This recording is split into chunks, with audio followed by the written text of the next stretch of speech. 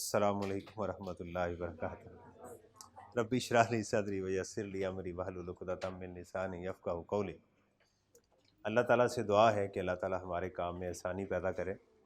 ये जो दुआ मैं रोज़ पढ़ता हूँ ये हज़रत मूसा अलैहिस्सलाम ने फ़िरौन के सामने पढ़ी थी, लेकिन एज़ अ जनरल हम हर काम के लिए कि जिसमें मुश्किल हो सकती है, बाज़ औक़ात कुछ काम ऐसे होते हैं जहाँ पर आपको लग रहा होता है कि ये ऐसे ही हो जाना है, लेकिन उसमें रुकावटें शुरू हो जाती हैं। लेकिन बाज़ औक़ात कुछ काम में बहुत रुकावटें नज़र आ रही होती हैं, लेकिन क्या होता है कि वो बड़ी आसानी से हो जाता है। तो अल्लाह ताला से दुआ है कि अल्लाह ताला इसको आसान करे हमारे लिए, और हमारी ज़िंदगी में जो हमारा कॉन्स्टिट्यूशन है, हमारा जो आइन है कुरान पाक, उसमें अल्लाह ताला ने एक वादा किया है कामयाबी का, और वो क्या है कि या अय्युहल्लज़ीना आमनुत्तकुल्लाह वक़ूलू क़ौलन सदीदा। ऐ लोगो जो अल्लाह का तकवा रखते हो, जब भी बात किया करो तो सीधी किया करो, ये बात है। वक़ूलू क़ौलन सदीदन, अल्लाह ताला ने कहा कि ये करोगे तो युस्लिह लकुम आमालकुम, मैं तुम्हारे काम सीधे कर दूँगा, व यग़फ़िर लकुम ज़ुनूबकुम, और तुम्हारे पिछले गुनाहों को माफ़ कर दिया जाएगा। व मन युतिल्लाह व रसूलहू फ़क़द फ़ाज़ फ़ौज़न अज़ीमा, ये यानी जिसने अल्लाह और उसके रसूल की इताअत की उसको बुलंद मुकाम अता किया जाएगा। आप लोग कॉमर्स के हैं, आप टैक्स को पढ़ रहे हैं, अकाउंटिंग के हैं, फाइनेंस के लोग हैं।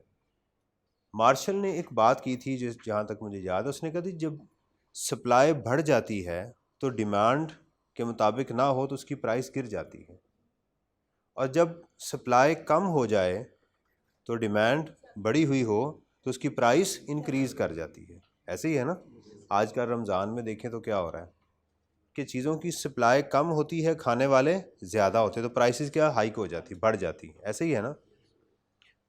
आपके ख़्याल में आजकल हमारे मुल्क के अंदर 100 में से कितने लोग सच बोलते होंगे? एक भी नहीं मिलेगा ना। आप कहेंगे सर इसको बढ़ाएं, को 500 हज़ार में से पूछें, सही है। लेकिन एक चीज़ कन्फर्म है कि सच के ख़रीदार कितने हैं? आप में से कितने लोग हैं जो चाहते हैं मेरे साथ सच बोला जाए? कोई चाहता है आप में से मेरे साथ झूठ बोला जाए? आप 100 लोगों के साथ झूठ बोल के आए, एक गुंडा है किसी का घर जो है ना वो लूट के आया है, राइट, पुलिस वाले किसी को पकड़ते हैं, 100 हरामपुना कर रहे हों, चोर को क्या कहते हैं? सच बोलो भाई। उससे बड़े डुके तो पेशा खुद हों, लेकिन उससे क्या कहेंगे? सच उगलवाएंगे, कहेंगे मेरे साथ नहीं झूठ बोलना। इसका मतलब क्या है कि सच की सप्लाई जो है वो सप्लाई ना होने के बराबर है, और डिमांड क्या है? 100%, 100 से भी आप कह सकते हैं कि 1000 ये जो है ना वो सप्लाई है। और अगर आप उनमें से हो गए, आप उन सच एक बंदे में से हो गए, तो आपकी डिमांड कितनी बढ़ जाएगी। ये बात याद रखें, ये असूल जहन में रखिएगा। आप आर्टिकल्स में जाएंगे तो वहाँ आप उनकी स्टेशनरी उठा के लेकर आया करेंगे। ये मैं आपको कह नहीं रहा लेकर आया करेंगे, ऐसा होता है। हम क्लाइंट पे जाते हैं, वहाँ पर जाके पेन पेंसिल कॉपियाँ उठा लेनी, सर ने कोई काम करवाया हुआ है बुक नहीं लेनी, वहाँ फ़ोटो कॉपी मशीन पड़ी हुई है, लंच टाइम में जनाब वो कॉपियाँ चल रही हैं उस बेचारे की, उसको क्या फ़र्क पड़ेगा? मियाँ के लिए ये पिनट भी नहीं है, वो अरबों का मालिक है ना। आप अपनी ज़िंदगी तबाह कर रहे हैं, आप एक छोटे चोर बन रहे हैं। फाइनल में एक स्टूडेंट ने मुझे एक पिक्चर भेजी, मुझे बड़ी खुशी हुई। उसने कहा सर ये स्टेशनरी है, मैंने आज बाय कर ली है, 1100 के कितने रुपए की आई है, इंशाल्लाह ताला मेरा साल निकल जाएगा। तो सिर्फ 1100 रुपये से एक साल उसका बच गया, कॉन्फिडेंट हो गया कि ये मेरी चीज़ है। तो इसलिए ये हरकत ना कीजिएगा। आप अपनी फर्म के अंदर आपको डिस्टिंक्शन मिल जाएगी कि यार ये बंदा अच्छा है, आपकी जॉब अपॉर्चुनिटी वहाँ क्रिएट हो जाएगी। मेरी बात लिख लें आप देखें, किसी को बताने की ज़रूरत नहीं, सच्चा आदमी बता रहा होता है कि मैं सच्चा हूँ, और ये अल्लाह का वादा भी है, वक़ूलू क़ौलन सदीदन युस्लिह लकुम आमालकुम, कन्फर्म है, ये डॉक्ट्राइन है, ये अल्लाह का कॉन्स्टिट्यूशन है, ये लॉ है उसका, ऐसे ही चलेगा इंशाअल्लाह। लें जी, टैक्स के ऊपर आते हैं। तो टैक्स के अंदर आज हम समरी को देखते हैं। हमने कौन सा क्वेश्चन स्टार्ट किया हुआ है अपने एग्ज़ाम का? Question number 8, right, around 10 marks का है। उसका एक बहुत सारा हिस्सा हम कवर कर चुके हैं, बहुत सारा कहना चाहिए, या अल्लाह करे इसी में से सारी चीज़ें जो आ जाए, जो कि मोस्टली आती भी हैं इसमें से। चूँकि चीज़ें मिलती जुलती थी तो मैंने आपको एक तावीज़ दे दिया, राइट। तावीज़ क्या होता है? इतना सा होता है, काम बहुत बड़ा कर जाता है। लिखा होता है ना, महबूब आपके कदमों में एक तावीज़ के साथ, राइट। वो आज जो शुभ सरकार आई हुई हैं, वो फूंक मारते हैं, टांगें ठीक हो जाती हैं। तो ये समझें ये फूंक है कि ये सारी चीज़ें आपकी ठीक कर देगी, 10% तो आपको ठीक कर ही देगी। ऑब्जेक्ट, इससे पहले क्या थी डेफिनेशन थी, टैक्स क्या होना चाहिए? इम्पोज होना चाहिए। किसे? एक सॉवरन बॉडी को होना कि सॉवरन किसी बॉडी के थ्रू इसको इम्प्लीमेंट करे गवर्नमेंट को चलाने के लिए। ऑब्जेक्टिव्स ऑफ टैक्सेशन हमने पढ़े थे, गवर्नमेंट को चलाने के लिए, पॉलिसीज़ को लिए और सिटीजन की प्रोटेक्शन के लिए। इसमें देख लीजिएगा, अगर कोई मिस्टेक हुई तो मुझे बता दीजिएगा।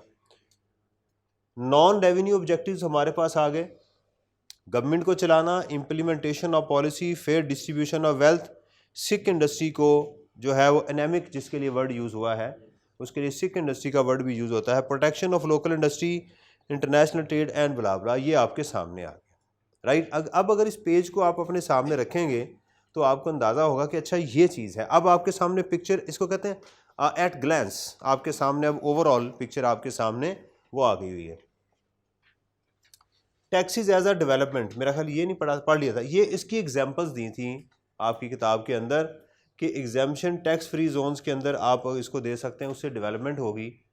टैक्स जैसे दूर दराज इलाकों के अंदर आप क्या करना चाहते हो, आप वहाँ एम्प्लॉयमेंट जनरेट करना चाहते हो, उस इलाके को डेवलप करना चाहते हो, तो उनके लिए क्या करें, वहाँ टैक्स उठा लें, लोग वहाँ मूव करना शुरू कर देंगे। ये बातें हमने डिस्कस की। बेसिक्स ऑफ टैक्सेशन के अंदर हमने कैनन्स की बात की, इक्वालिटी की बात की, convenience, payment, economy of collection and certainty. ये इसके 4 कैनन्स थे। असल में कैनन्स ऊपर लिखे हुए 4, उसके आगे ये नीचे हमने बता दिया हुआ है। प्रिंसिपल्स ऑफ टैक्सेशन के ऊपर हमने बात की थी, ये आ गए।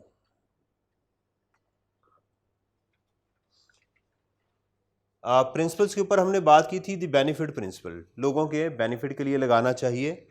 एबिलिटी टू पे प्रिंसिपल जो है कि जो बंदा ज़्यादा टैक्स दे सकता है उसको ज़्यादा लगाएं, या दूसरा ये है कि जो हायर को हायर रेट लगाएं और लोअर को लोअर रेट आप जो है वो लगाएं। Equal distribution principle, fair distribution of wealth के ऊपर ये बात की थी।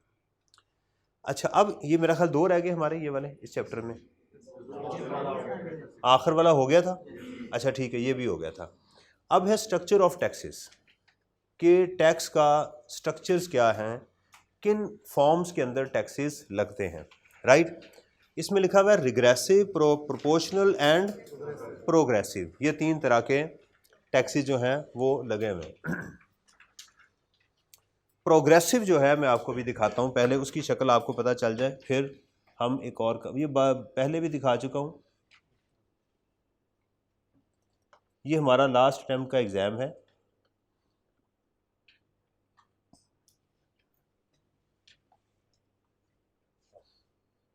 ये इसको प्रोग्रेसिव कहते हैं। ये क्या है? प्रोग्रेसिव आपके पास, यानी आप देखें इनकम 600,000 टैक्स 0%, इनकम आपकी कहाँ तक चली गई? 8 लाख तक, टैक्स बढ़ गया, यानी इनकम बढ़ रही है, टैक्स भी बढ़ता जा रहा है, राइट। अच्छा, 2 चीज़ें होती हैं, प्रोपोर्शनल में भी टैक्स ऐसे ही बढ़ता है, इनकम बढ़ती है तो टैक्स बढ़ रहा होता है, लेकिन वो इक्वल प्रोपोर्शन में बढ़ रहा होता है। यहाँ प्रोपोर्शन इक्वल नहीं है, इनकम बढ़ रही है और टैक्स 7.5% इंक्रीज़ कर गया मज़ीद। आपकी इनकम बढ़ गई और टैक्स कितना हो गया? 15%, 20%। अगर ये परसेंटेज कंफर्म कर देंगे तो फिर भी टैक्स वैसे ही बढ़ेगा। मैं आपको इसकी एग्जांपल देता हूँ। लेट्स सपोज कि हम कहें कंपनी का जो रेट है इट इज़ फिक्स्ड 29%, 29% है। अगर कंपनी की इनकम 100,000 होगी तो टैक्स कितना होगा? 29,000। प्रोग्रेसिव और प्रोपोर्शनल में आप डिफरेंस समझिएगा।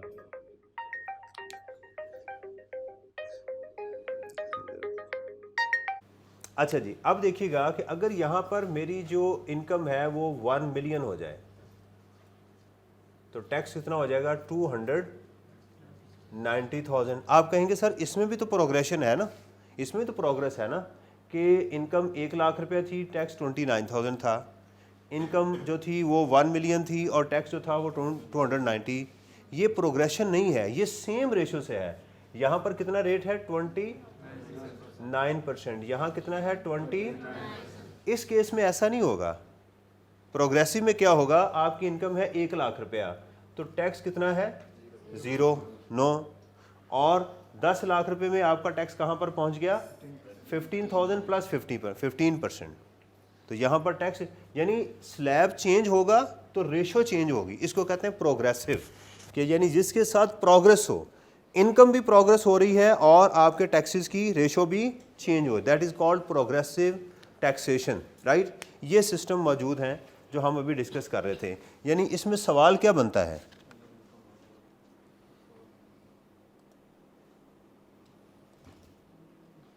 ये स्ट्रक्चर ऑफ टैक्स में ये प्रोग्रेसिव मैंने अभी आपको एग्जांपल दी है, आप इसकी एग्जांपल लिख सकते हैं।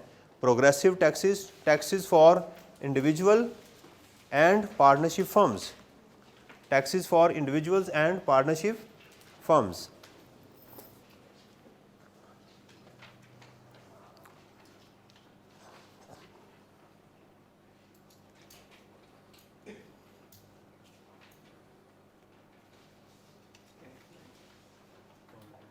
Taxes for individuals and partnership firm, right. बेशक समझने के लिए आगे लिख लें कैफ 2, जो आपके ऊपर जो भी रेट्स मिलने हैं ना आपको, वो ये वाले होंगे दोनों एग्ज़ाम में। अच्छा, प्रोपोर्शनल क्या होता है, जिसमें रेशो फिक्स होती है, राइट। प्रोपोर्शनल टैक्सेस क्या होते हैं, जहाँ पर एक फिक्स रेशो लगा दी जाती है। प्रोपोर्शनल की एग्जांपल लिखें,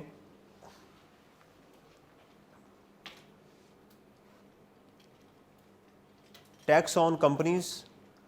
देखिए 3 ही फर्म है ना जो आप पढ़ते हैं, सोल प्रोप्राइटर, पार्टनरशिप और कंपनी। तो पाकिस्तान में सोल प्रोप्राइटर और पार्टनरशिप पे कौन से रेट लगे हुए हैं, प्रोग्रेसिव, यानी इनकी इनकम बढ़ती जाती है और क्या होता है, इनके टैक्स रेट्स भी इंक्रीज हो रहे होते हैं।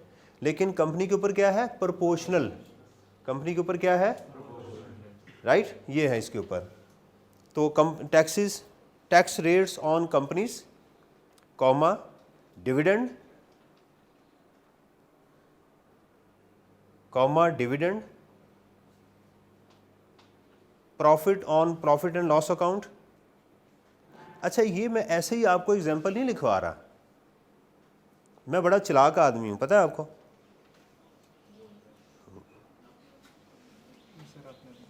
क्यों? क्योंकि मैं अगली चीज़ें जो हैं वो भी ना चाहते हुए आपको करवाई जा रहा हूं। यानी ये जो चीज़ें मैं बता रहा हूँ ना, ये आइंदा आने वाली हैं, तो मैं सैर करवा रहा हूँ आपको। Yes, right. तो tax, profit on profit and loss account, right. Price on price bond, lottery.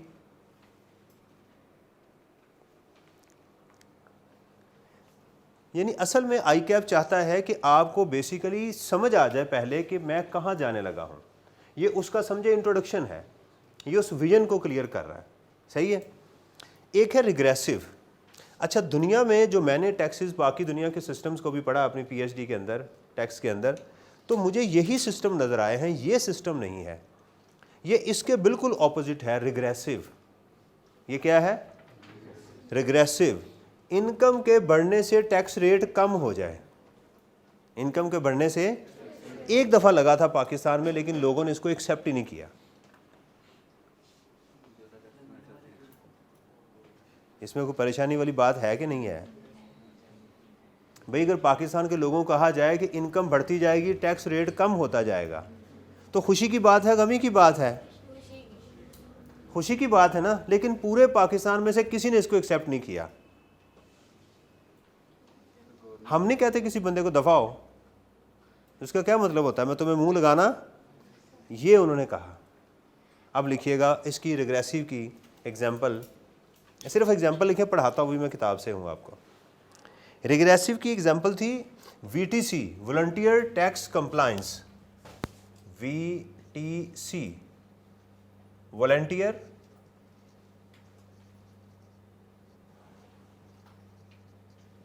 Tax compliance, volunteer tax compliance. अच्छा, हमने क्या पढ़ा? टैक्स वॉलंटियर होना चाहिए या एनफोर्स्ड होना चाहिए? एनफोर्स होना चाहिए। ये उसकी करैक्टरिस्टिक्स में था कि एनफोर्स होना चाहिए, वॉलंटियर। एक दफ़ा इन्होंने वॉलंटियर टैक्स कंप्लायंस पाकिस्तान में इंट्रोड्यूस करवाया और कहा जो शख्स जितना ज़्यादा अपना इनकम शो करेगा, कैपिटल शो करेगा, उनका टैक्स रेट हम क्या कर देंगे? कम कर देंगे। ये चोरी थी। ये क्या थी? चोरी थी। चोरी समझते हैं? चूहे को पकड़ने के लिए चूरी डाली जाती है, रोटी के ऊपर मक्खन लगा के कड़की में डाल दिया जाता है ताकि जब वो चूहा उसको खाने के लिए आए और क्या हो, उसमें से ट्रैप हो जाए। लोगों को पता था कि ये वीटीसी नहीं है, ये चोरी है, राइट? और हम मियाँ मिठू नहीं हैं। उन्होंने कहा जी आप जितने सियाने हैं ना, हम उससे ज़्यादा सियाने हैं, ये अपने पास ही रखें। क्या समझ आई? यानी इस साल अपनी इनकम बढ़ा के शो करो सारे ही, हम आपसे टैक्स क्या लेंगे? कम ले लेंगे। अगली दफ़ा हम इसको बंद कर देंगे। चोरी गई, आपने कहा जी मेरी इनकम वही है। मेरी मिसाल के तौर पे इस दफ़ा मैंने अपनी इनकम वाइट मनी करने के लिए कहा मेरी 10 करोड़ रुपया टैक्सेबल इनकम है, मज़ीद बहुत थोड़ा सा टैक्स पे किया।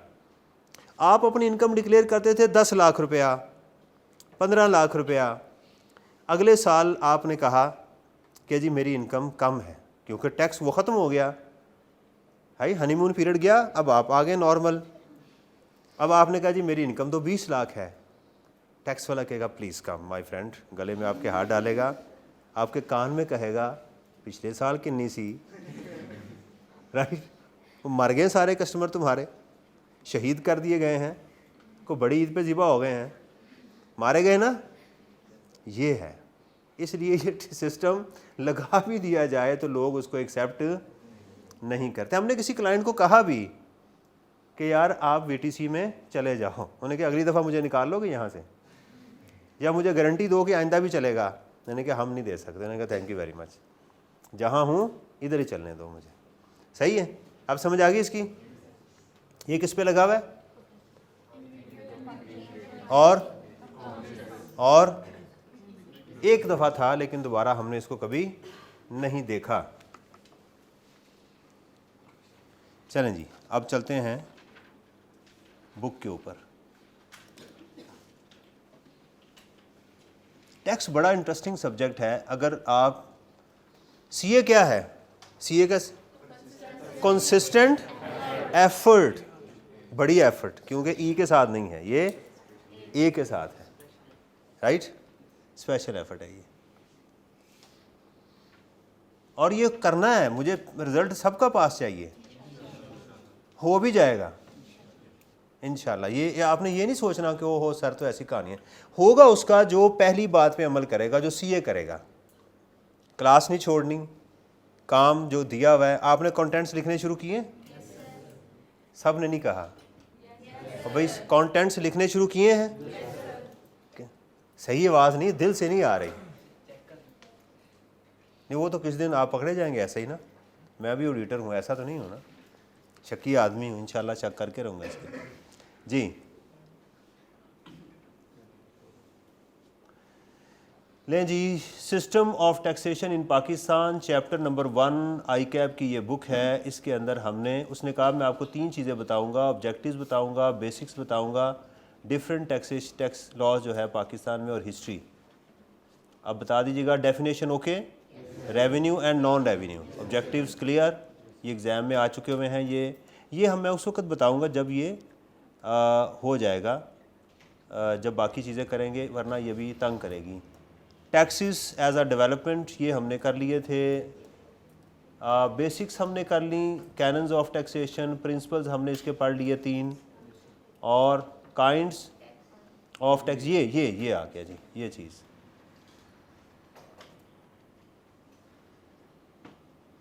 ये है, ले देखिएगा, प्रोपोर्शनल टैक्स और flat tax rates. A tax system that requires the same percentage।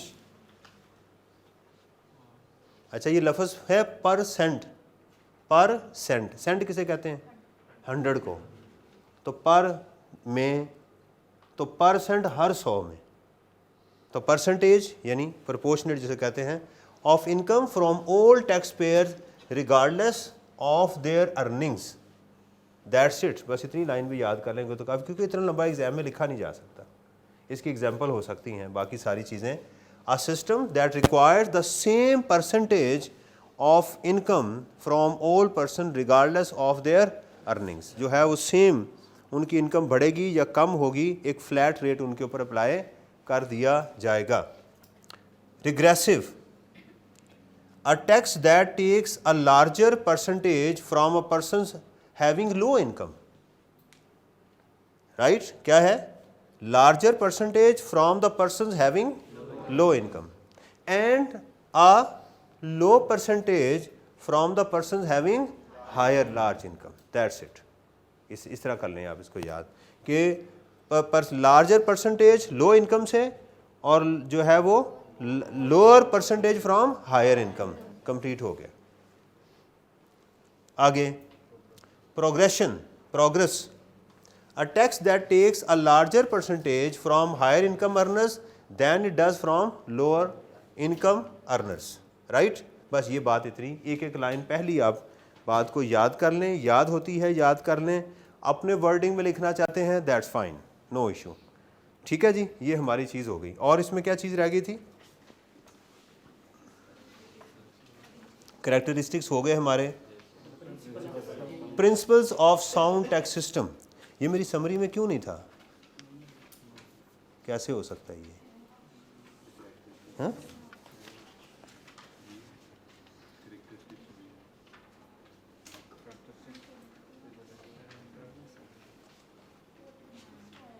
हाँ जी, कैरेक्टरिस्टिक्स में ऐड कर दिया हुआ है। अच्छा, कैरेक्टरिस्टिक्स में ऐड कर दिया हुआ है, देखते हैं इसको।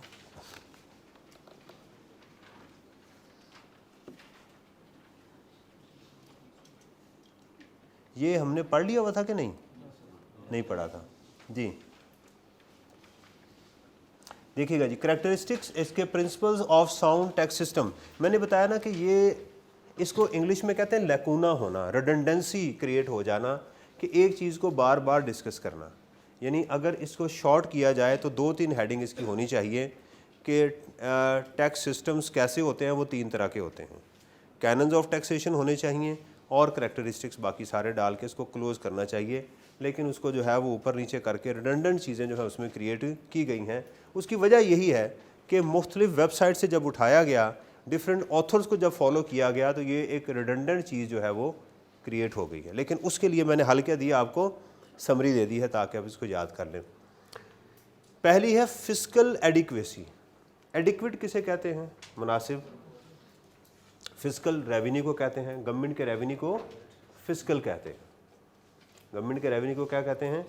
फिस्कल। आम गवर्नमेंट अपने अल्फाज का चुनाव आम लैंग्वेज से थोड़ा सा डिफरेंट करती है ताकि डिस्टिंग्विश हो सके कि ये वर्ड और है, ये वर्ड और है। ये बात ज़हन में रखिएगा, गवर्नमेंट क्या करती है थोड़ा सा, यानी हम उर्फ़े आम में रेवेन्यू बोलते हैं ना, तो गवर्नमेंट इसको फिस्कल कहती है। ठीक है, फिस्कल एडिक्वेसी। बजट कैसे बनता है, किसी को पता है? बजट बनता है कि देखें, लोगों के और गवर्नमेंट के बजट में फ़र्क होता है, बहुत डिफरेंट होता है।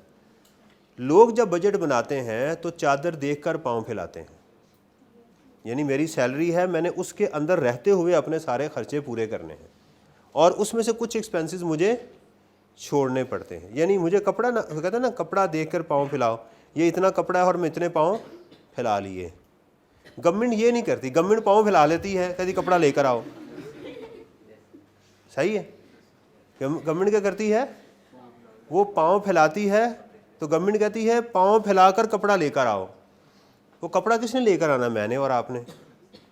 इसमें फ़र्क होता है। तो ये फिस्कल एडिक्वेसी है कि आप ऐसे टैक्सेस लगाएं, इतना टैक्स लगाएं कि आपकी ज़रूरियात पूरी हो सकें। फिस्कल एडिक्वेसी यानी रेवेन्यू एडिक्वेट होना चाहिए ताकि आपके एक्सपेंसेस पूरे हो जाएं।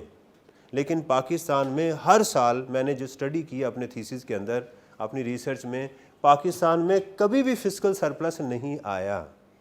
पाकिस्तान में हमेशा फिस्कल डेफिसिट ही होता है, डेफिसिट ही होता है। वो लिखते हैं कि जनाब हमारे बजट में इतनी शॉर्टेज होगी इस साल, यानी जो हमने टैक्सेस कहे उतने टैक्सेस अगर ये सारे पाकिस्तानी बीइंग अ मुसलमान दे भी दें, हमारे फिर भी खर्चे पूरे होने नहीं हैं। तो फिर क्या लिखा होगा? IMF। हम अपनी अम्मी जान से मिलेंगे, उसका नाम है IMF, और वो हमें फिर देगी लोन, और लोकल बैंक से इतना लेंगे, फिर हमारे खर्चे पूरे होंगे। सही है, लेकिन प्रिंसिपल क्या है कि आपका बजट इतना होना चाहिए। तो इसका मतलब ये है कि पाकिस्तान में टैक्सेस बढ़ाने की ज़रूरत है, टैक्सेस बढ़ाने की ज़रूरत है। इतने ज़्यादा टैक्सेस होने चाहिए, इतने ज़्यादा टैक्सेस होने चाहिए, राइट? कितने होने चाहिए कि हाँ कोई ना बचे, गर्मी ही गर्मी हो, कपड़े कम हो जाएं, बस लोग जो है एक ईद पे सूट सिलवाएं बस, जब तक कि कर्जा नहीं उतर जाता। ठीक है, ये होना चाहिए। The sources of revenue taken as a whole, sources of revenue जो हम एज अ होल ले रहे हैं, एज अ होल से मुराद income tax, sales tax, right, CVT वगैरह जितने टैक्सेस हम ले रहे हैं, शुड बी सफिशेंट, इतने होने चाहिए to meet the expenditures the government regardless of business, export, taxes, trade, blah blah blah. इतना भी याद कर लेंगे, the sources of revenue should meet the government expenditures, ये बात मुकम्मल हो जाएगी। The government expenditure, the sources of revenue, right, should meet the government expenditures, right, वो उनके मुताबिक होने चाहिए। अब देखें उसने आगे एक्सप्लेन किया है, revenues should be capable of expending और contracting annual in response to variation in the public expenditures. ये उसने उसको एक्सप्लेन किया हुआ है। उसने कहा कि अगर पब्लिक एक्सपेंडिचर्स बढ़ जाएं, you want to install a new project. देखें, आपने कभी बजट सुना? मेरे से तो नहीं सुना जाता। उसमें लोग बैठे हुए बजट नहीं सुन सकते। जो बजट बयान कर रहे होते हैं ना, जो फाइनेंस मिनिस्टर होते हैं, तो उन्होंने कानों पे खोपे लगाए होते हैं कि देखिएगा कभी। उसके आगे जनाब वो रोटियां कभी दिखा रहे होंगे बाकी लोग, कभी उसको कुछ दिखा रहे होंगे, जूते दिखा रहे होंगे, ऐसे वो पढ़ ही जाएगा, पढ़ ही जाएगा। है ही, वो कॉपियाँ फाड़ के पीछे बजट में उन्होंने फेंकी, ये पड़ी हुई है तुम्हारी। ऐसे ही होता है ना। तो ये होता है कि इस बजट को उन्होंने कहा कि जनाब आपके एक्सपेंडिचर के रिगार्डिंग, दुनिया के अंदर क्या होता है, दुनिया में लोग अपने प्रोजेक्ट्स देते हैं पहले कि इस साल हम ये डैम बनाने जा रहे हैं, राइट, इस साल हमने इतनी रेलवे लाइंस बिछानी है, इस साल हमने ये करना है, और उसके बाद कहते हैं इन प्रोजेक्ट्स के लिए हमारे पास ऑलरेडी इतने रिसोर्सेज हैं and we need these resources, और वो हम यहाँ से पूरे करेंगे, इतने टैक्सेस हम लगाएंगे। लोग खुशी खुशी देते हैं कि यार ये हमारे ही एसेट्स बन रहे हैं ना, हमारे बच्चों के लिए एसेट्स बन रहे हैं, अंडरस्टैंड। लेकिन उसमें होता क्या है कि चूँकि गरीब मुल्कों के अंदर वो कहानियाँ होती हैं, स्टोरियाँ होती हैं, वो नहीं लग रहे होते, इसलिए लोग वहाँ गालम गलोच करते हैं कि ये तो तुम कह रहे हो, तुमने करना कुछ भी नहीं है, ये सिर्फ पैसे लेने के ढकोसले हैं। आजकल आप चले जाएं रोड के ऊपर, बाज़ औरतें आपको मांगने वाली मिलेंगी, वो उन्होंने बगल में एक बच्चा उठाया होगा, बच्चा नहीं होगा, गेंद होता है, और थोड़े से कपड़े डाल के तो ऐसे उन्होंने पकड़ा होता है, और लग रहा होता है कि जैसे एक बच्चा है, बेचारी गरीब है। वो सिर्फ क्या कर रही है, पैसे, एक प्रोजेक्ट दिखा रही है आपको कि ये बच्चा है, बेचारा छोटा है, मेरे पास पैसे नहीं है, तो लिहाजा मुझे पैसे दें।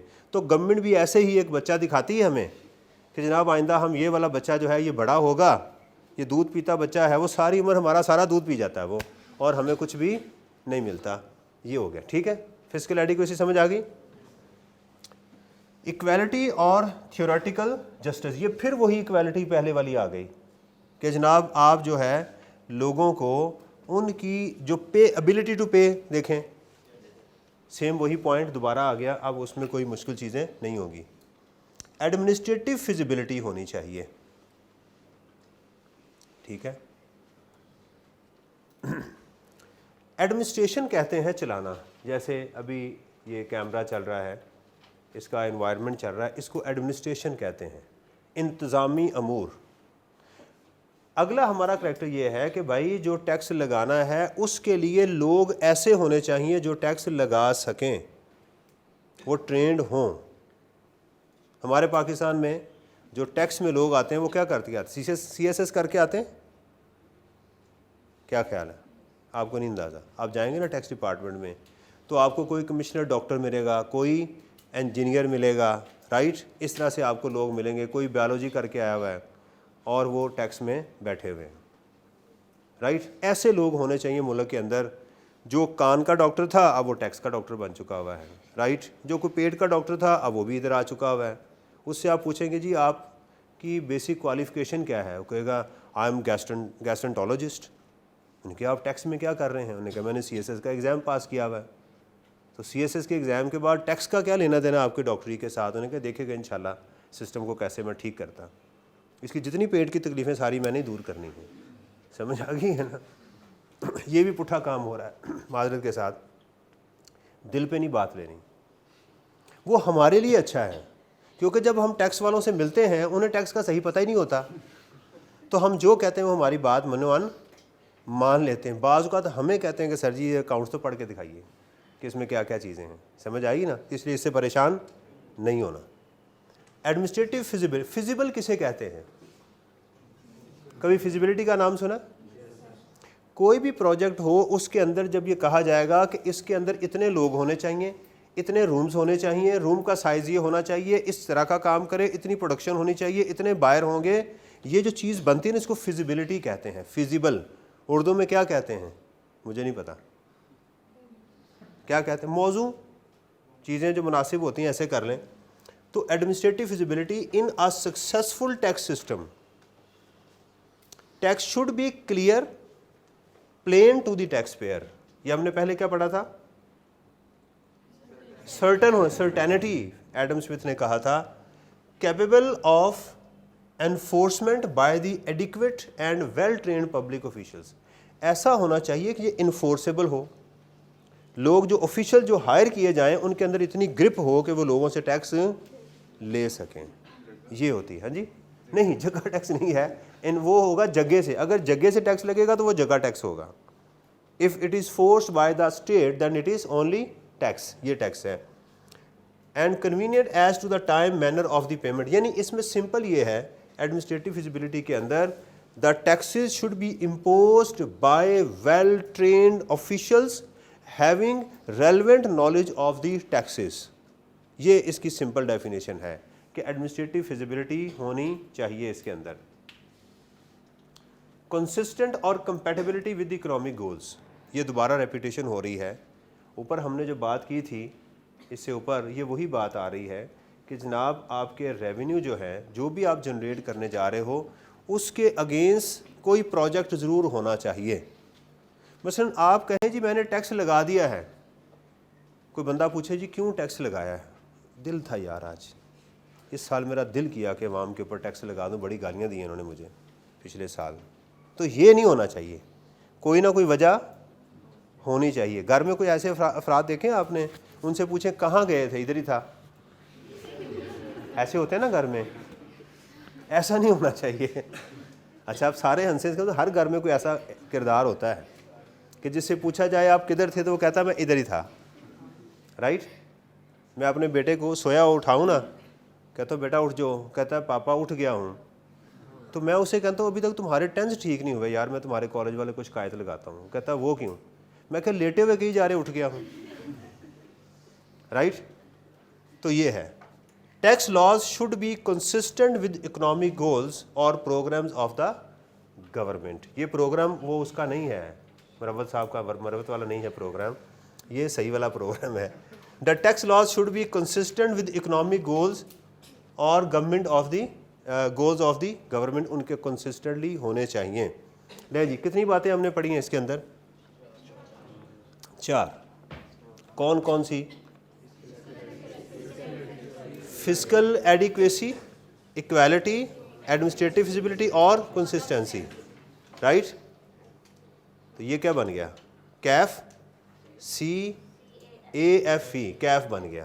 कैफ पूरा आपने, तो टैक्स सिस्टम कैसा होना चाहिए? कैफ होना चाहिए।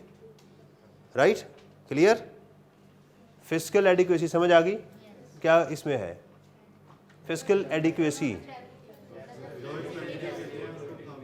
हाँ, आपके पैसे आपके इतने होने चाहिए, फिस्कल डेफिसिट नहीं होना चाहिए। फिस्कल डेफिसिट यानी आपके खर्चे पूरे होने चाहिए। लोगों से उन अमीर को ज़्यादा टैक्स लगाएं, गरीब को कम टैक्स लगाएं। लोग ऐसे पॉइंट करें जो कि टैक्स ले सकते हैं, उनके पास प्रॉपर इल्म मौजूद है। यानी अगर देखें ना, अगर किसी से ज़्यादा आपने टैक्स मांग लिया, खुदा ना खास्ता हार्ट अटैक हो गया, तो डॉक्टर होना चाहिए ना, तो वो डबल काम कर जाते हैं। खुद डॉक्टर भी होते हैं, उसी वक्त हार्ट अटैक हुआ फ़ौरन इलाज कर दिया। ज़्यादा टैक्स मांग लिया, तजावियत शुरू हो गई, पेट ख़राब हो गया, साथ गोली भी दे दी उसे, चलो भाई मैं डॉक्टर भी हूँ, कोई टेंशन ना लो। तो 2 in 1 गवर्नमेंट ने पैसे बचा लिए हमारे टैक्स के कि भी यहाँ डॉक्टर भी होना चाहिए था, तो ये डॉक्टर हमने टैक्स के साथ लगा दिया है, दोनों 2 in 1 हो गए। राइट, शुक्र है हिजड़े नहीं लगा दिए कि टेंशन हो तो डांस करके भी दिखा दें कि लो जनाब हम आपको ये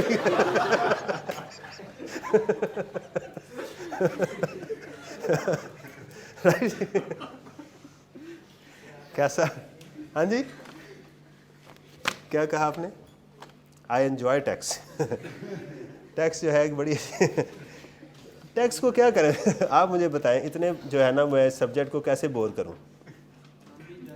आप इंजॉय कर रहे हैं, पेपर ना इंजॉय करिएगा, पेपर पास मुझे चाहिए हर हाल में।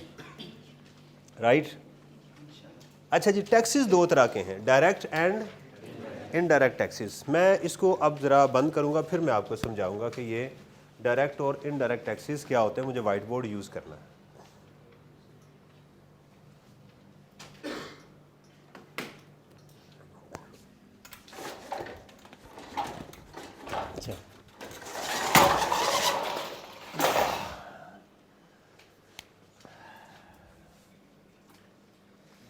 टैक्सेस जो हैं वो हमारे क्या हैं? Direct and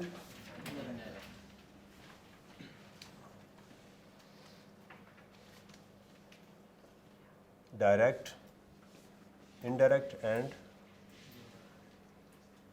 direct. अच्छा, हमारे पास स्टूडेंट आर्टिकल्स में बाज़ औक़ात आते हैं ना, या वो कोई जॉब लेने के लिए आते हैं, हम पूछते हैं कि what is the difference between direct taxes and indirect taxes. तो कहते हैं sir direct taxes are paid directly by the people, tax payers, and indirect taxes are paid indirectly by the people. जो डायरेक्ट होते हैं वो direct पे करते हैं, और इनडायरेक्ट क्या होते हैं वो इनडायरेक्टली पे करते हैं। Very good definition. किसी ने से पूछा ना कि तवानाई को एक्सप्लेन करो, उसने कहा जिस तवे पे नाई बैठा उसको तवानाई कहते हैं। Right, very simple definition. Right, तवानाई किसे कहते हैं? हाँ जी जी। तो ये बिल्कुल ऐसी डेफिनेशन है कि डायरेक्ट टैक्सेस वो होते हैं जो डायरेक्टली पे हो, और इनडायरेक्ट इन्ना लिल्लाहि व इन्ना इलैहि राजिऊन। डायरेक्ट टैक्सेस वो नहीं होते, डायरेक्टली भी पे होते हैं, इनडायरेक्टली भी पे होते हैं। इनडायरेक्ट टैक्सेस उस टैक्स को कहते हैं जिसका बर्डन शिफ्ट होते होते प्यारी प्यारी आवाम पे चला जाए, पूरी सप्लाई चेन बच जाए, उसको क्या बोलते हैं? Indirect taxes. यानी इनडायरेक्ट यानी दोनों में जो बेसिक लफ्ज़ है वो टैक्स पेयर का है, ये जहन में रखना है। क्या है? दोनों के ऊपर टैक्स पेयर, या आप पब्लिक का वर्ड यूज़ कर लें, टैक्स पेयर का ही वर्ड यूज़ करें, ये बेहतर है।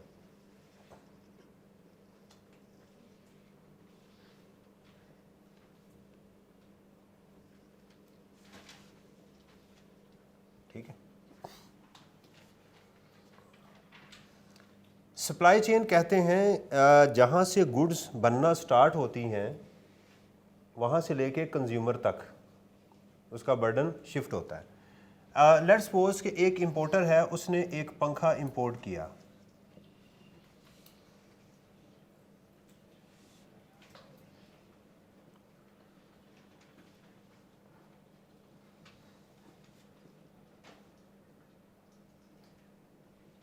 ये उसने एक पंखा इंपोर्ट किया, उसको यहाँ पर सेल्स टैक्स ले लिया कस्टम डिपार्टमेंट ने।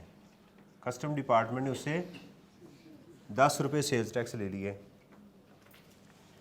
इसने ये पंखा आगे एक डिस्ट्रीब्यूटर को बेच दिया, डिस्ट्रीब्यूटर वो होता है जिसको डिस्ट्रीब्यूशन मिलती है, जो इंपोर्टर या मैन्युफैक्चरर किसी इलाके के लिए ख़ुद अपॉइंट करता है कि you are responsible and you are authorised to sell my product in this area, उसको डिस्ट्रीब्यूटर कहते हैं। उस डिस्ट्रीब्यूटर ने ये पंखा आगे बेच दिया डीलर को। डीलर, अच्छा, एक इलाके में डिस्ट्रीब्यूटर एक होता है, डीलर्स बहुत सारे होते हैं।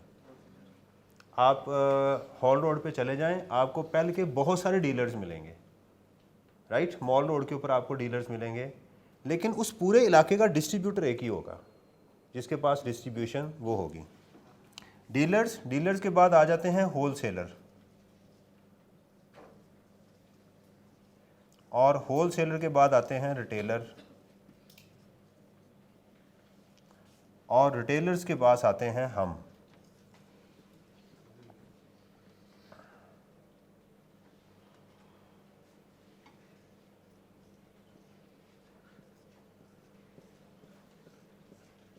ये कंज्यूमर्स।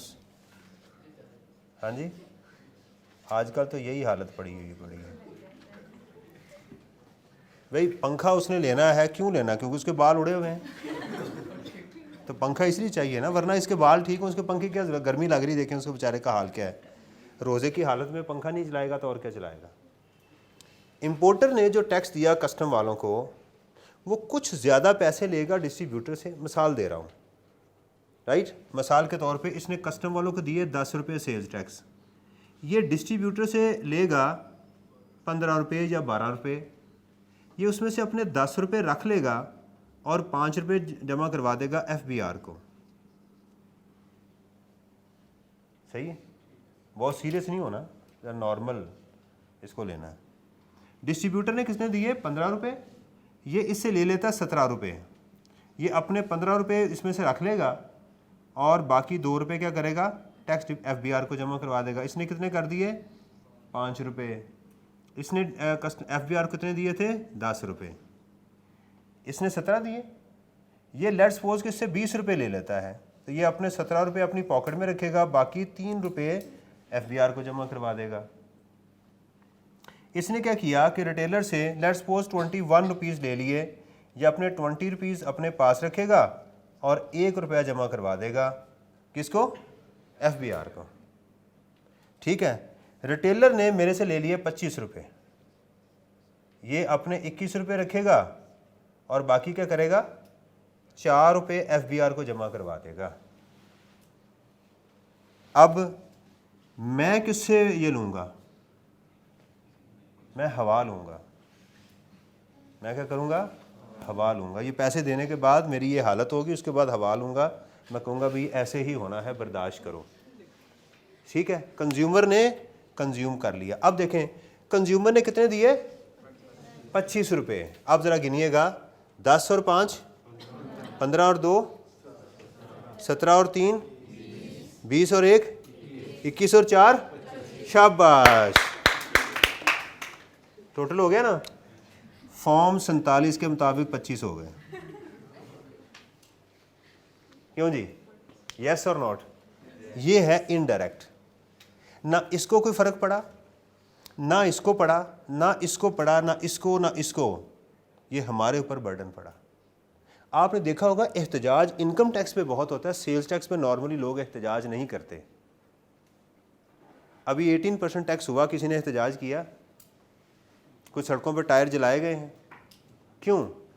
इन सब को पता था कि ये इसने देने हैं, आवाम ने देने हैं ये पैसे सारे के सारे, इसलिए इसके ऊपर है। जब इनकम टैक्स बढ़ेगा ना, उस वक्त चीखें निकलेंगी, उस वक्त लोग शोर मचाएंगे, आग लगाएंगे। क्यों? क्योंकि जो इनकम टैक्स है ना, ये वाला, ये देना ही उसने टैक्स पेयर ने होता है, ये इसका बर्डन शिफ्ट नहीं करता।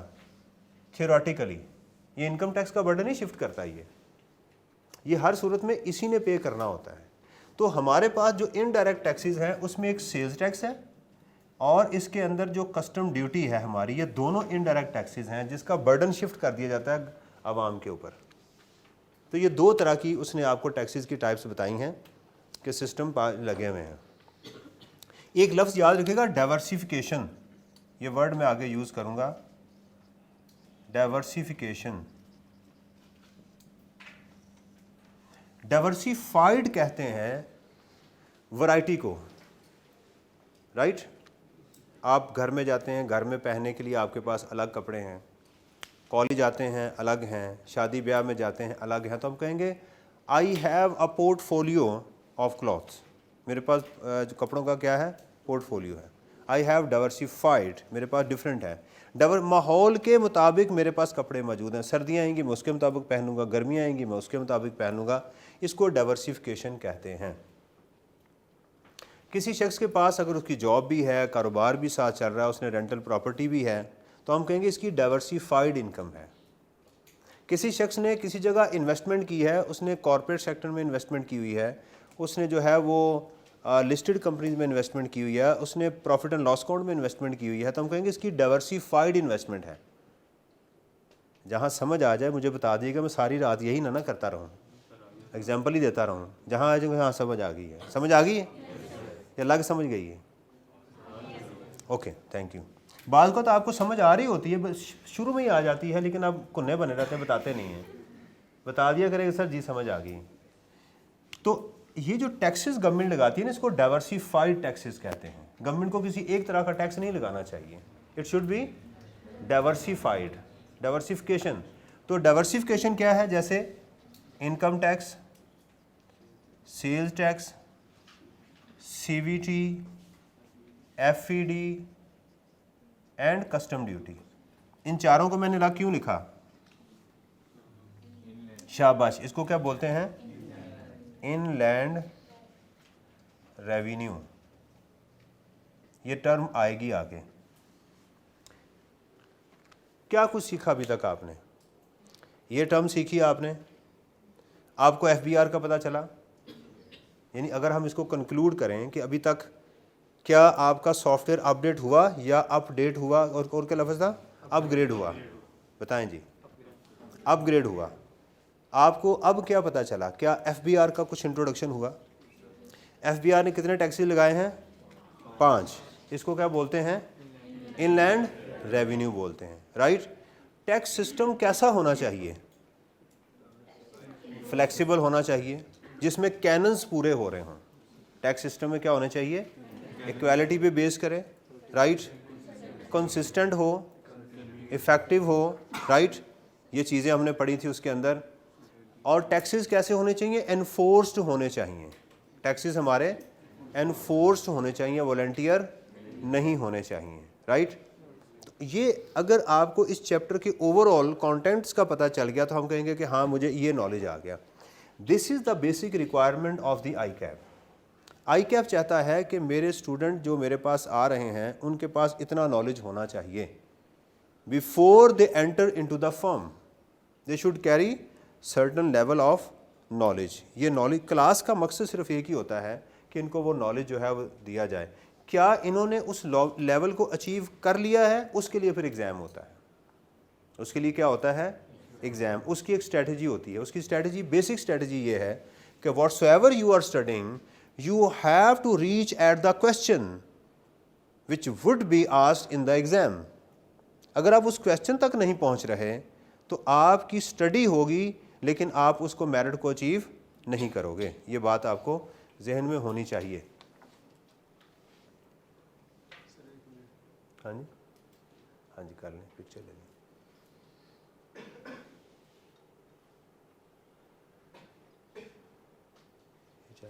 चल गया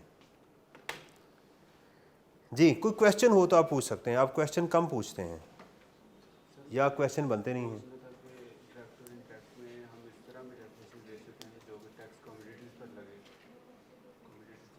कमोडिटीज़ पे लगे, चूँकि कमोडिटीज़ पे नॉर्मली लगता सेल्स टैक्स है ना।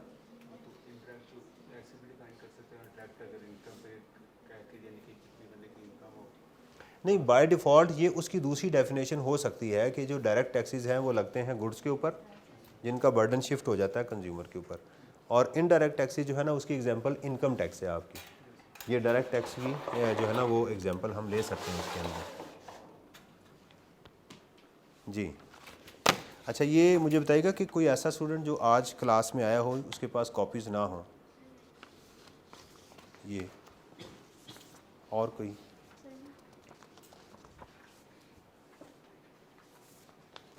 जी बेटा जल्दी ये ले लीजिएगा।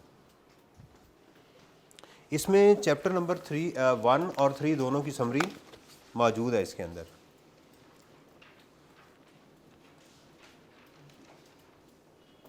अच्छा, सैटरडे मेरा रमज़ान में ऑफ होगा, सैटरडे रमज़ान में ऑफ होगा, मिल गई?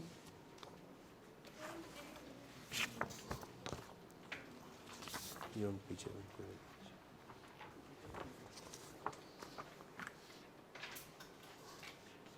Income tax, direct taxes primarily comprise of income tax.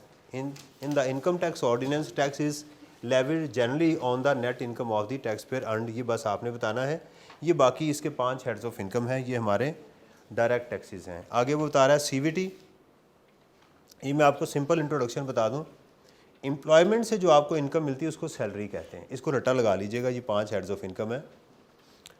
ये इनकम टैक्स की डेफिनेशन है। Salary, income from property, rent जो आता है ना इनकम से, प्रॉपर्टी से, उसको इनकम फ्रॉम प्रॉपर्टी कहते हैं। गाड़ी से नहीं, घर से या ज़मीन से, उसको इनकम फ्रॉम। बिजनेस को आप समझते हैं। शेयर्स को बेचना, एक एग्जांपल दे रहा हूँ, वो कैपिटल गेन आता है। उसको क्या बोलते हैं? कैपिटल। शेयर से जो आपकी, इसके अलावा बाकी डिविडेंड, प्रॉफिट और प्रॉफिट एंड लॉस अकाउंट वगैरह वो यहाँ से आते हैं। यहाँ मुझे बताइएगा कि यहाँ कुछ गलती है, वो क्या है? कोई आइडेंटिफाई कर सकता है? इसके लिखने में कहीं गलती है। ये ठीक लिखा हुआ है, क्या होना चाहिए? हाँ, यहाँ सेमी कोलन होना चाहिए था, यहाँ भी सेमी कोलन, यहाँ भी सेमी कोलन, सेमी कोलन, यहाँ फुल स्टॉप होना चाहिए था, जो कि मिसिंग है। जब लिस्ट चल रही होगी ना, तो सेकंड लास्ट में आपको एंड नज़र आएगा या और नज़र आएगा। इसको बोलते हैं टोटल इनकम। लिख लें, total income means, total income means, अच्छा, को इंसिडेंस है कि FBR ने में टैक्सेस भी 5 लगाए हैं और टोटल इनकम के हेड्स भी 5 ही हैं। इसकी कोशिश कीजिएगा तरतीब ऐसे ही याद रखें, ये अच्छा इंप्रेशन क्रिएट करेगी, क्योंकि हमारा लॉ इस तरह चलता है। Income from salary, income from property, income from business, capital gain, share से, income from other sources. Right? आप सैलरी लेते हैं, घर में रहते हैं, राइट? जॉब करते हैं, घर में रहते हैं, कारोबार करते हैं, शेयर्स बेचते हैं, और बाकी क्या है? सूद खाते हैं, राइट? डिविडेंड या प्रॉफिट वगैरह जो सारा इधर आता है। ठीक है, याद रहेगा। सैलरी, ठीक। कितने लोग हैं जो कहते हैं सर मुझे याद हो गया? माशाल्लाह, एक सेक्शन आज आपको याद हो गया इनकम टैक्स का, टोटल इनकम। राइट? आज आपने पहला सेक्शन याद कर लिया उसका। आगे है जी CVT, कैपिटल वैल्यू टैक्स जो है, ये पाकिस्तान में 2 चीज़ों पे लगा हुआ है। यहाँ सिर्फ मेरा ख्याल इमूवल प्रॉपर्टी का है। ये 2 चीज़ों पे लगा हुआ है, घर के ऊपर, लैंड के ऊपर, और गाड़ियों के ऊपर। इनडायरेक्ट टैक्सेस में 2 टैक्सेस मैंने आपको बताए हैं। ये एग्ज़ाम में मेरा ख्याल है 1-2 दफ़ा टेस्ट किया हुआ उसने कहा जी explain direct taxes and indirect taxes. Right? उसने ये पूछा हुआ है। कस्टम ड्यूटी में आपको तो goods imported and exported from Pakistan are liable to rates of custom duty, लेकिन एक्सपोर्ट के ऊपर ड्यूटी नहीं है, ये गलत लिखा हुआ है। ये सिर्फ इंपोर्ट के ऊपर ड्यूटी लगी हुई है, लेकिन आप लिख दें जैसे उन्होंने लिखा हुआ है, हो सकता है उसके सामने ही पेपर यही ना पड़ा हो। ठीक है, goods imported and exported from Pakistan are subject to custom duty. शायद उन्होंने लगाई हो, हमारे सिलेबस में नहीं है ये। अच्छा जी, फेडरल एक्साइज ड्यूटी, ये भी हमारी इनडायरेक्ट टैक्सेस में वो आ रही हैं। ये बिल्कुल सेल्स टैक्स की तरह है, सेम। ये क्या है? बिल्कुल सेल्स टैक्स की तरह है। डुप्लीकेशन क्यों है उसकी मैं बेसिक वजह आपको बता देता हूँ। सेल्स टैक्स जो है वो प्रोविंसेस लगा सकते थे कॉन्स्टिट्यूशन के मुताबिक, फेडरल गवर्नमेंट नहीं लगा सकती, लेकिन उन्होंने लगा दिया। सूबों ने इनके ऊपर फिर लड़ाई की, इनके साथ झगड़ा हुआ, तो उन्होंने फ़िलहाल उनसे सर्विसेज का टैक्स छीन लिया हुआ है। आप ये जो रेस्टोरेंट में टैक्स पे करते हैं ना खाना खाते हुए, नीचे सील्स, वो पंजाब का है, वो जो है किसका है, वो FBR का नहीं होता, वो पंजाब का होता है। तो इसलिए FBR को जब ये ख़तरा पड़ा कि ये सूबे जो हैं मेरे से बाकी टैक्स भी छीन लेंगे, तो उन्होंने उसके ऑल्टरनेट क्या किया, उसका नाम लगा दिया फेडरल एक्साइज ड्यूटी। इसके नाम के साथ ही फेडरल लगा दिया, उन्होंने कहा अब कर लो जो तुमने करना है। समझ आ गई ना? तो ये उसकी वजह है, बिल्कुल सेल्स टैक्स है ये। जैसे सेल्स टैक्स काम करता है वैसे ही ये करता है। आपके सिलेबस में नहीं है, सिर्फ आपने इतना याद रखना है कि फेडरल एक्साइज ड्यूटी है क्या। फेडरल एक्साइज ड्यूटीज़, ये डी गलत लिखा हुआ है, क्यों बता सकता है? हाँ, जब किसी चीज़ का टाइटल चल रहा हो तो उसको FE और D, duties are levied. Levied का मतलब होता है अप्लाई होना। टैक्स के लिए वर्ड लेवी। अच्छा, लेवी खुद भी टैक्स को कहते हैं, टैक्स को लगान भी कहते हैं, टैक्स को सेस भी कहते हैं, इसके पुराने नाम हैं, राइट। जैसे आप कहते हैं ना बदतमीज़ आदमी, तो बदतमीज़ को ज़्यादा एक्सप्लेन अच्छा ब्रॉडर कॉन्सेप्ट में करना हो तो चवल कह देते हैं, उससे हर चीज़ कवर हो जाती है ना उसके अंदर, राइट। तो इस तरह इसके मुख्तलिफ नाम हैं। तो लेविड लगाया जाता है on a limited number of goods, products, services provided और रेंडर इन पाकिस्तान। ये एग्जांपल इसकी अगर आप लिखना चाहें, सिगरेट्स के ऊपर है, सीमेंट के ऊपर है, बेवरेजेस के ऊपर है। इसकी एग्जांपल अगर लिखना चाहें, सिगरेट्स हैं, सीमेंट है, बेवरेजेस हैं जिस पे ये FED लगी हुई है, टोबैको है, टोबैको प्रोडक्ट्स हैं, नस्वार है, उसके ऊपर भी ये लगा हुआ है, ऑयल है, घी जो आप लोग इस्तेमाल करते हैं उसके ऊपर भी FED लगी हुई है। ये वो ये था कि मैंने नहीं करवाई थी, मैंने कहा इसमें हुई हुई है लिस्ट के अंदर।